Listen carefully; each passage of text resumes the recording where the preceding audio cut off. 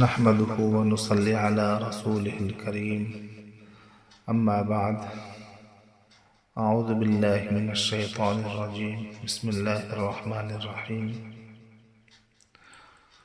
ومن الليل فتهجد به نافلة لك عسى أن يبعثك ربك مقاما محمودا، اور رات کے کچھ حصے میں تہجد پڑھا کرو جو تمہارے لیے ایک اضافی عبادت ہے۔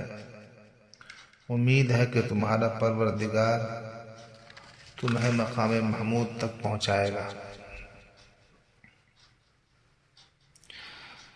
سامعین کرام، اللہ تعالیٰ نے انسان کو اس دنیا میں صرف اور صرف اپنی عبادات، اپنی معرفت اور اپنی پہچان کروانے کے لیے بھیجا ہے، تاکہ وہ اللہ تعالیٰ کی عبادت اور اس کی بندگی کر کے اس کی ذات کو پہچان کر اور اس کی معرفت حاصل کر کے اس دنیا میں اللہ تعالیٰ کو راضی کر لے، اور پھر آخرت کی ہمیشہ ہمیشہ کی زندگی عیش و عشرت اور راحت و آرام میں بسر کرے۔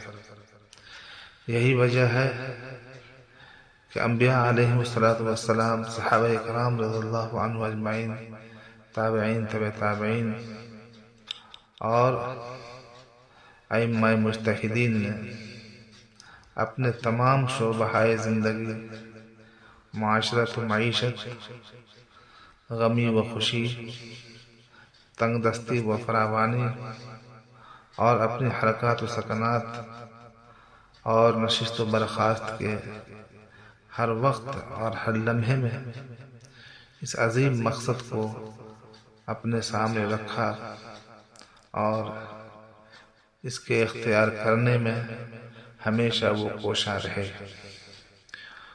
وہ دنیاوی کاروبار، زراعت و تجارت، صنعت و حرفت وغیرہ بھی کرتے تھے، لیکن ان کے دل ہمیشہ اللہ تعالیٰ کی محبت و الفت میں مست و سرشار رہتے، اور کسی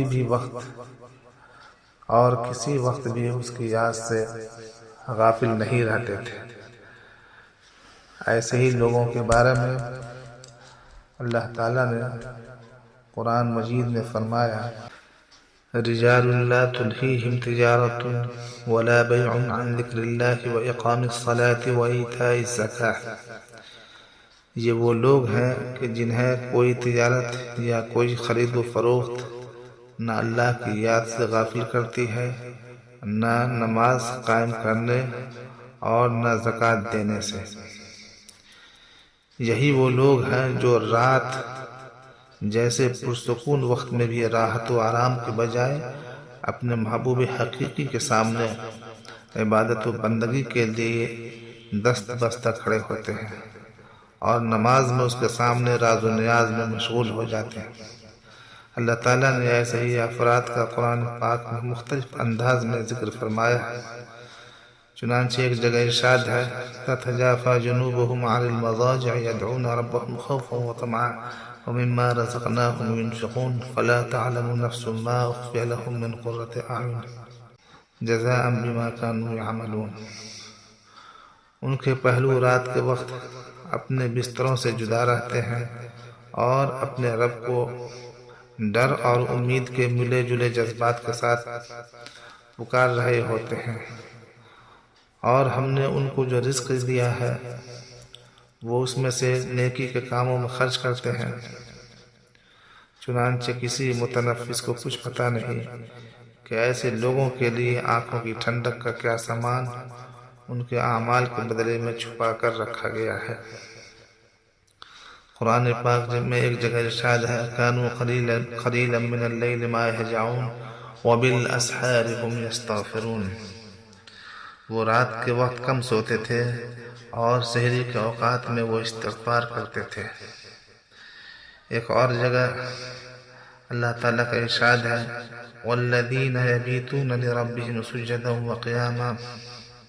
اور رحمان کے بندے وہ ہیں جو راتیں اس طرح گزارتے ہیں کہ اپنے پروردگار کے آگے کبھی سجدے میں ہوتے ہیں اور کبھی قیام میں۔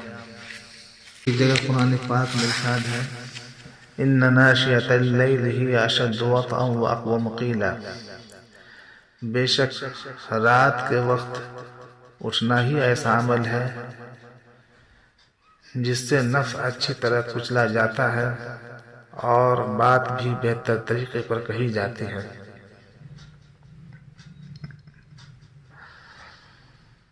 اسی طرح احادیث مبارکہ میں بھی تہجد کی نماز پڑھنے کے بے شمار فضائل اور مختلف قسم کی ترغیبات وارد ہوئی ہیں۔ حضرت عبداللہ ابن سلام رضی اللہ عنہ فرماتے ہیں کہ جب حضور پاک صلی اللہ علیہ وسلم مدینہ منورہ تشریف لائے تو لوگ آپ صلی اللہ علیہ وسلم کی طرف دوڑنے لگے اور کہنے لگے کہ نبی پاک صلی اللہ علیہ وسلم تشریف لائے ہیں۔ میں بھی لوگوں کے ساتھ آیا تاکہ دیکھوں کہ واقعی آپ صلی اللہ علیہ وسلم نبی ہیں یا نہیں۔ میں نے آپ صلی اللہ علیہ وسلم کا چہرہ مبارک دیکھ کر کہا کہ یہ چہرہ جھوٹے شخص کا نہیں ہو سکتا۔ وہاں پہنچ کر جو سب سے پہلا ارشاد حضور پاک صلی اللہ علیہ وسلم کی زبان سے سنا وہ یہ تھا کہ لوگوں آپس میں سلام کا رواج ڈالو اور غربا کو کھانا کھلاؤ اور صلہ رحمی کرو، اور رات کے وقت جب لوگ سوتے ہیں تہجد کی نماز پڑھا کرو تو سلامتی کے ساتھ جنت میں داخل ہو جاؤ گے۔ حضرت علی رضی اللہ تعالیٰ عنہ سے ایک روایت ہے جس میں آپ صلی اللہ علیہ وسلم فرماتے ہیں جنت میں ایسے بالا خانہ ہیں جو آپ اینوں کے بنے ہوئے معلوم ہوتے ہیں، ان کے اندر کی سب چیزیں باہر سے نظر آتی ہیں۔ صحابہ کرام رضی اللہ عنہم اجمعین عرض کہ یا رسول اللہ یہ کن لوگوں کے لیے ہیں؟ حضور پاک صلی اللہ علیہ وسلم نے فرمایا جو اچھی طرح سے بات کریں اور غربا کو کھانا کھلائیں اور ہمیشہ روزے رکھیں اور ایسے وقت میں رات کو تہجد پڑھیں جبکہ لوگ سو رہے ہوں۔ ایک روایت حضرت بلال رضی اللہ تعالیٰ عنہ سے بھی ہے جو بہت ہی اہم ہے اور اس سے آپ کو کافی اصلاح و ہدایت کا سامان ملے گا۔ روایت کرتے ہیں کہ رسول اللہ صلی اللہ علیہ وسلم نے ارشاد فرمایا کہ تم رات کے جاگنے کو لازم پکڑو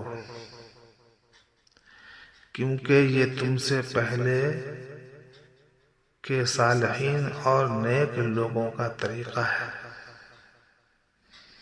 اور رات کا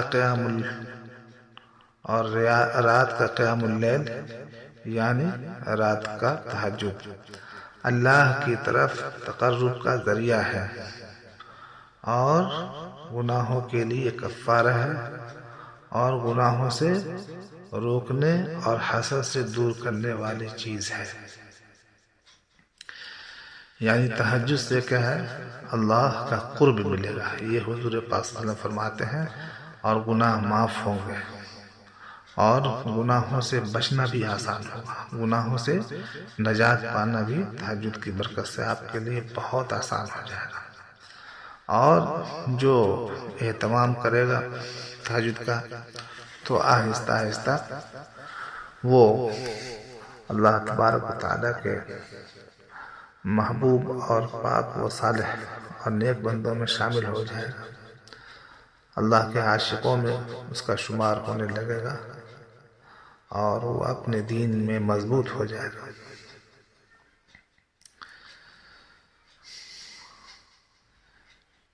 اسی طریقے سے حضرت ابو ہریرہ رضی اللہ تعالیٰ عنہ سے ایک روایت ہے جس میں آپ صلی اللہ علیہ وسلم نے فرمایا کہ رمضان کے روزے کے بعد سب سے زیادہ فضیلت والا روزہ محرم کا ہے، اور فرض نماز کے بعد سب سے زیادہ فضیلت والی نماز رات کے وقت تہجد کی ہے۔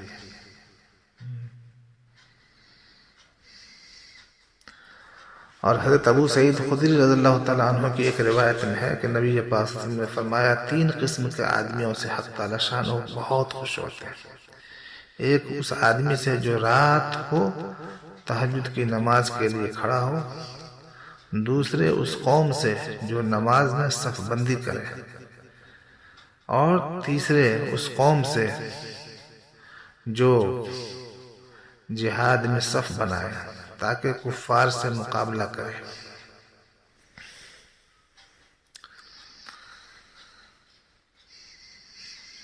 تہجد کا اب وقت بتاتا ہوں۔ تہجد کا وقت کیا ہے؟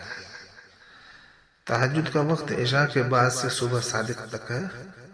البتہ جو شخص رات کا ایک تہائی حصہ تہجد میں گزارنا چاہے، اس کے لیے افضل اور بہتر ہے کہ رات کے 3 حصے کر کے درمیانی حصہ میں تہجد پڑھے اور اول و آخر حصہ میں آرام کرے۔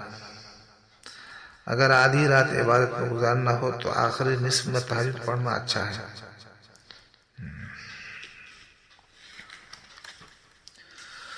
سنت یہ ہے کہ عشاء پڑھ کر سو رہے، اس کے بعد اٹھ کر تہجد پڑھے۔ تہجد سے متعلق عملی طور پر حضور صلی اللہ علیہ وسلم سے یہی منقول ہے۔ تاہم اگر آنکھ نہ کھلنے کا اندیشہ ہو تو عشاء کی نماز کے بعد 2 یا 2 سے زائد رکعتیں تہجد کی نیت سے پڑھ کے سو رہے اور رات میں اٹھ کر تہجد پڑھنے کا پختہ عزم بھی ہو۔ اگر نیند ٹوٹ جائے تو بہتر ہے، ورنہ تو کوئی بات نہیں، رات میں قیام کا ثواب انشاءاللہ ملے گا۔ حدیث پاک میں ہے کہ ان هذا السفر جهد وثقل فاذا اوتر احدكم فليركع ركعتين فان استيقظ والا كانتا له۔ سفر مشقت اور گرانی کا نام ہے، اس لیے جب تم وتر پڑھ لو تو اس کے بعد 2 رکعت بھی ادا کر لو، بس اگر رات میں اٹھ جاؤ تو بہتر ہے، ورنہ یہ رکعتیں کافی ہو جائیں گی۔ تہجد کی کتنی رکعت؟ کم از کم تہجد کی 2 رکعت ہے، زیادہ کی کوئی حد نہیں۔